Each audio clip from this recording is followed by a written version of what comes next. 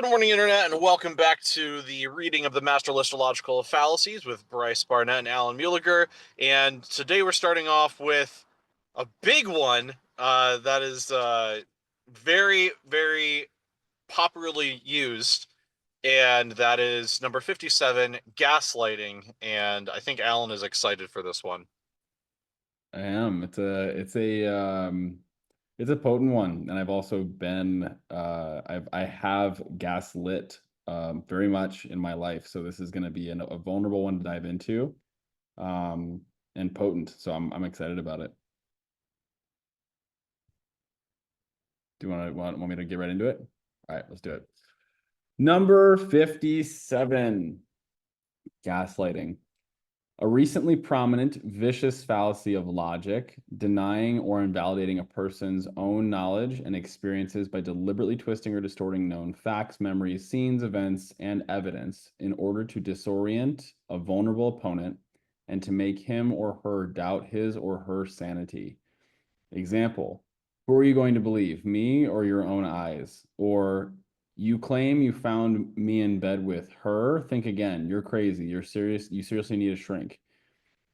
A very common, though cruel, instance of gaslighting that seems to have been particularly familiar among mid 20th century generations is the fallacy of emotional invalidation. Questioning after the fact the reality or validity of affective states, either another's or one's own. Example, sure, I made it happen from beginning to end, but it wasn't me doing it. It was just my stupid hormones betraying me. Or you didn't really mean it when you said you hate mommy. Now take a time out and you'll feel better. Or no, you're not really in love. It's just infatuation or puppy love. The fallacy of gaslighting is named after British playwright Patrick Hamilton's 1938 stage play Gaslight, also known as Angel Street. See also blind loyalty, the big brain, little brain fallacy, the affective fallacy, and alternative truth. So there's two ones in here, gaslighting and emotional invalidation. How do you want to go about it? You want to go first? Want me to go first? Oh man. Gaslighting seems to be, at least I think, is one of those big umbrella ones Yeah. that covers a lot of different ones. Because the ones that they touch on the bottom, like big brain, little brain, we covered, Yeah. alternative truth, those all kind of fall into this one. Um, and then I think, is it saying that emotional invalidation is another part of gaslighting, or is it I think it's like it's highlighting a specific type of okay, gaslighting. So gaslighting as a whole, and then there's like emotional invalidation is like, hey, within gaslighting, invalidating people's emotional experiences is like a particular thing that's happening. great. So with gaslighting, I'm trying to think because I appreciate you being vulnerable and sharing that. I believe I heard you correctly that you said uh, that this is something that you have done to others before. All the Um, time. All the wow, time. that is amazing. I'm really trying to think if I have done that. If I've done it, it was unintentional. I'm really trying to think if I ever did it on purpose. Yeah, it was never something, to be clear, like it's interesting, like when we say like on purpose. For me, when I would gaslight, it was often out of what was happening there was a protection of my own self-image. And so what I would be doing is it was a really interesting process. So in one situation, I had somebody who was asking me or accusing me of having a particular motive of which I was afraid of looking bad. So then, or of the potential implications of saying, yes, I had that motive. So what I would do is I would say, no, that's not what's going on. This is going on instead. So what was happening was gaslighting in one relationship that I was in. was a self-defense mechanism. I was essentially saying, I was gaslighting both myself and that person, saying what you're saying isn't real. And if I'm having that experience within myself, I had to also convince myself that I wasn't. So let me give a more concrete example because this is getting really convoluted. So if I was accused of um, liking another person or flirting with another person, with another woman, I would gaslight. If I was flirting with another woman, I would first gaslight myself and be like, that's not what's happening here. I'm just having a conversation. And the reason I would do that was because if I was accused of flirting with another woman and that was true, then I could get in huge trouble and I would be attacked or whatever. That was my belief. And so not only would I gaslight myself, say, that's not happening, I'm not flirting, or I'm not getting an emotional involvement with somebody else. That's not what I'm doing. It's just a conversation. I would convince myself of that.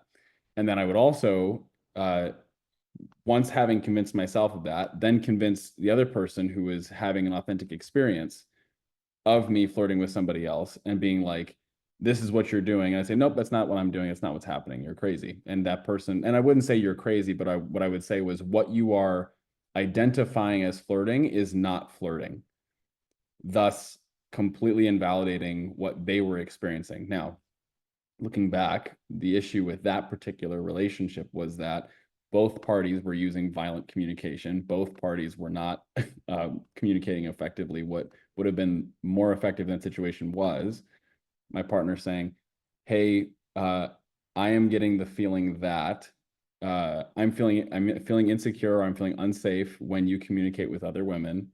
It seems as though, from my experience, that you are flirting with them and developing bonds with them. Is that accurate?" To which then I would evaluate and say yes or no based off of what was actually going on and communicating effectively in that way. That would have been a much more effective way. But what ended up happening instead was I was being accused of something. I'd gaslight my own experience and change and manipulate my experience to then also be able to gaslight somebody else's experience. And this was a pattern that I had for a really long time because I was afraid of making mistakes or afraid of looking bad, to the point that I would try to completely change both my reality and the reality of those who were close to me so that I would still look superior or as though I had a perfect image. Very interesting. Very interesting example. So I think that the way that gaslighting is being used in this example, I think colloquially is adequate. I think that's fine. Yeah. But I do think that this is an example of kind of lying to oneself out of I think it's a combination of other fallacies, but like, a lot of fallacies it's very gray on what situations are this or that fallacy or a combination of multiple. So I would say there's a little bit of gaslighting in this story, but I think there is a lot more of, oh my gosh, I just had it. It's essentially lying to yourself. It was a argument from consequence. So it was, no, no, no, I can't be cheating because that is morally wrong. Therefore, the actions that I'm doing are not cheating. And Mm, I'm going to use confirmation bias to support the hypothesis instead of proving it wrong. Um, and mm. so I'm seeing nowhere in here. Maybe I'm wrong, but No, I'm not sure that feels if super good.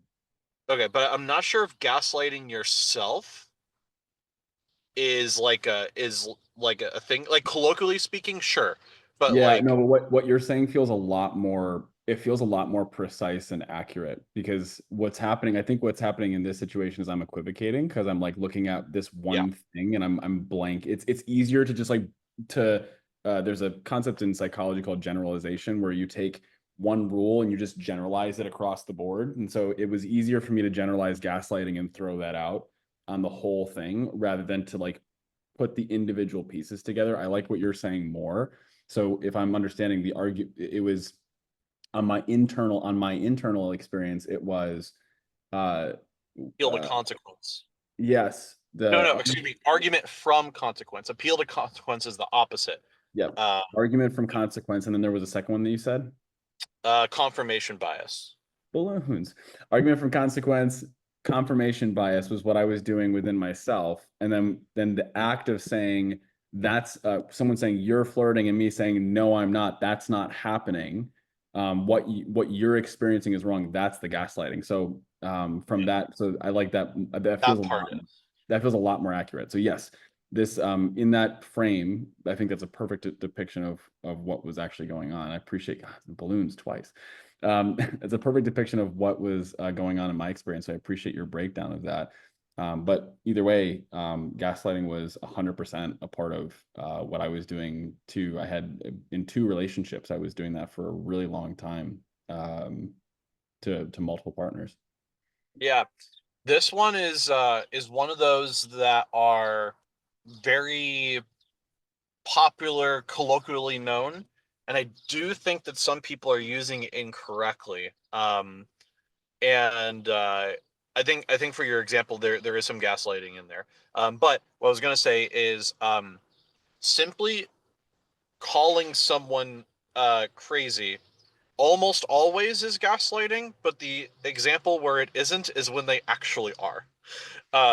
So in that case, it's not. So, well, Bryce, what qualifies as crazy? I should probably look up a definition of that, but typically, you know what? I will very much hold back from saying if someone is being delusional, unless they're meeting the definition. I do know the definition of that one.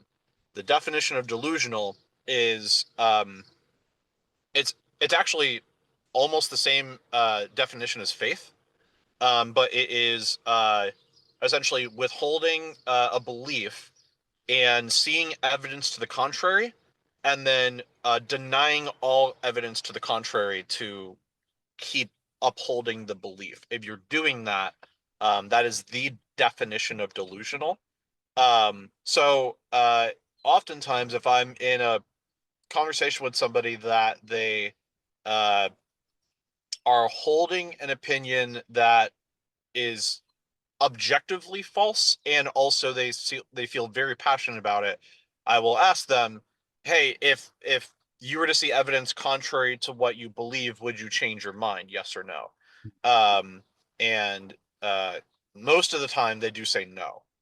Um, I normally won't call them delusional right then and there, but that is my personal pet peeve. That I'm not going to get into an argument with anyone that is the definition of delusional, because it is a waste of time.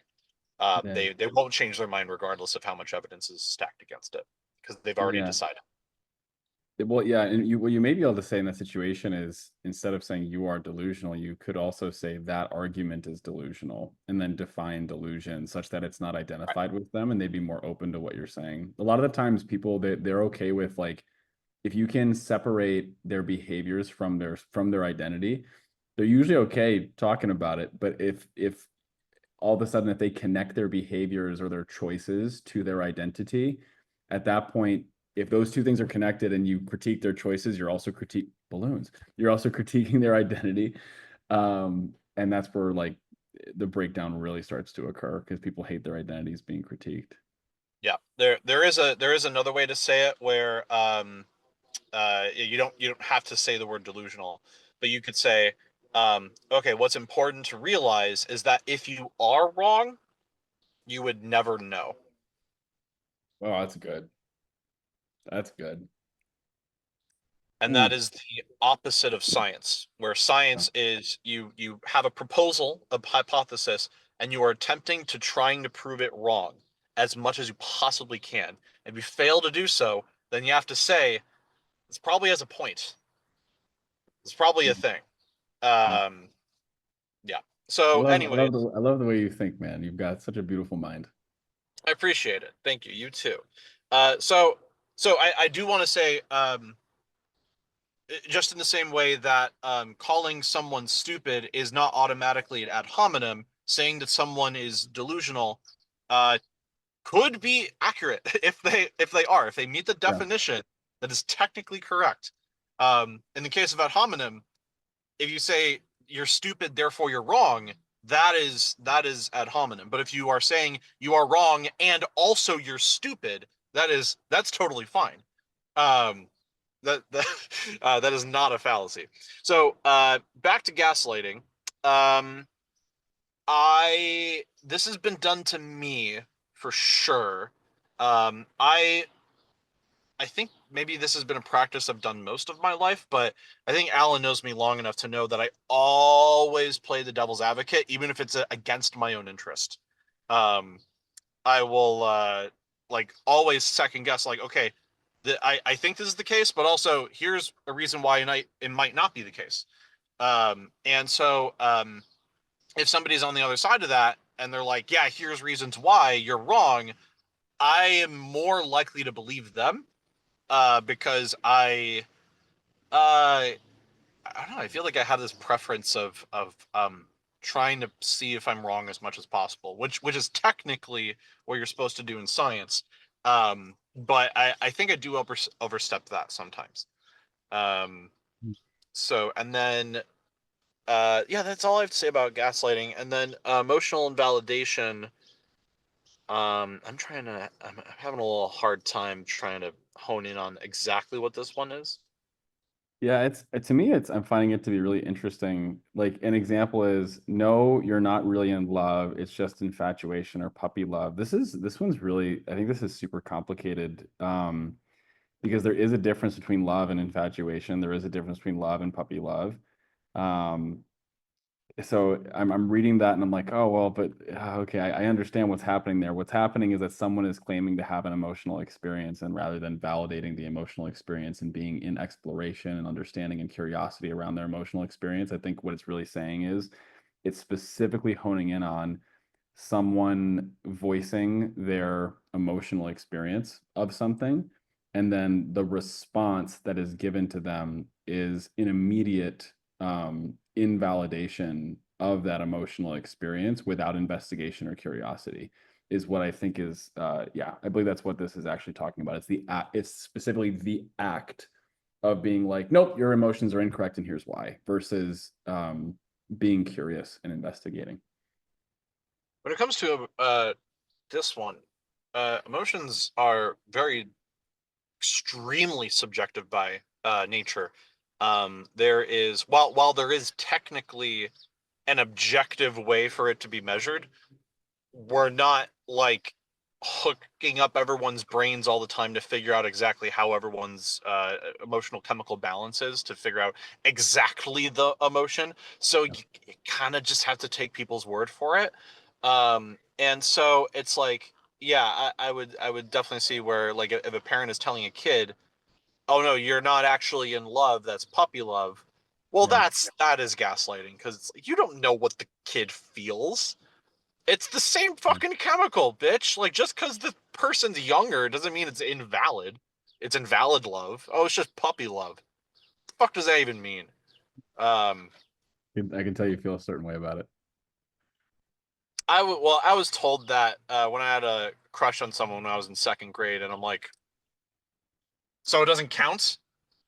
Uh, What do I have to do to make it count? Uh, how and how do you know? How the fuck do you know what I'm feeling? So yeah, you know, um, yeah. So yeah, it's definitely gaslighting. But I don't know. Yeah, this one's it's just very subjective by nature. So it's like it's a little hard to combat. Besides, bitch, you're not in my skull. You don't know. Like, I think that's just like the best response, Yeah. probably. Bitch, Um, comma, you're not in my skull. Period. Yeah. Good. That's good. that is the official response. Yes. All Yeah. right. Trademark that. Put it, copyright and trademark it. That's the official response. Very good. So I'm good with number 57. Yeah. That feels good for me too. It's solid.